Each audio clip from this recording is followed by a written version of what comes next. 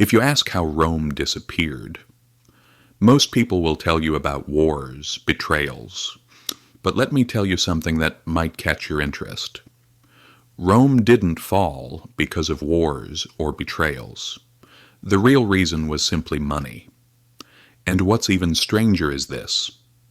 At first, that money looked perfectly fine. For a long time, no one realized that something was wrong. When we think about the fall of Rome, the same images always come to mind. Barbarians at the gates, collapsing legions, betrayals. But the real story was quietly hidden from us. In fact, the truth is so ordinary it almost feels boring. Rome didn't collapse in a single day. It fell slowly, from the inside, rotting itself away. And at the center of that decay was something very simple. Money. For a long time there was a currency everyone in Rome trusted, the silver denarius. When it was first minted, it was almost pure silver. Soldiers were paid with it. Merchants accepted it without hesitation. People stored their savings in it because there was a simple truth. There was real value inside that coin. But then, things started to change. The empire grew, borders expanded, armies increased, wars never ended, expenses kept rising, but revenues did not keep pace. The emperors were left with two options: raise taxes, which never makes anyone happy, or tamper with the money. It's not hard to guess which one they chose. The denarius kept being minted, but each time there was a little less silver inside. At first no one noticed much. The coin looked the same. The emperor on it was the same. But it felt different. Its weight, its color, even its sound. When people started to notice, prices began to change too. Things that once cost 1 denarius now demanded 2 or 3.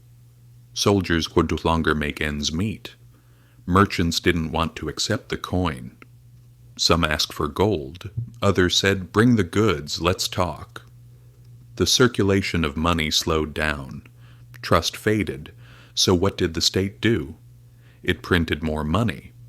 But that didn't solve the problem.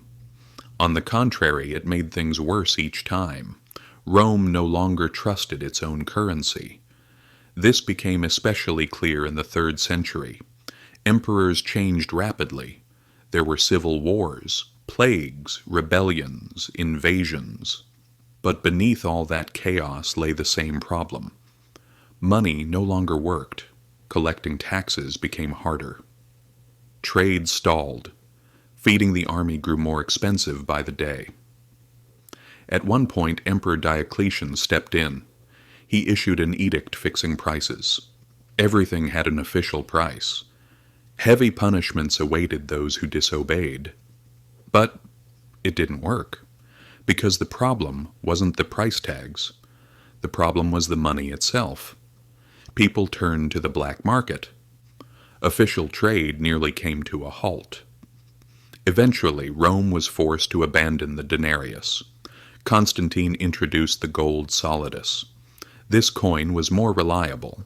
It worked for a long time in the East. But for Western Rome, it was already too late. The economy was already weakened. Trade had broken down. Trust did not return. Rome didn't fall in a single day. It went through a long, slow, and barely noticeable unraveling. And this story didn't end with Rome. It repeated in Germany. It repeated in Zimbabwe. Different times, different names, but the same result. Money was printed. Its value fell. The people paid the price. Today, the world may look different. Money is no longer metal. But the fundamental thing hasn't changed. Money still runs on trust. And when that trust is shaken, the outcomes are always similar. Rome's story reminds us of this. Great collapses usually don't arrive with great explosions. They begin with small compromises. By giving up a little of the value inside the money, then a little more, and then, suddenly, there is no way back.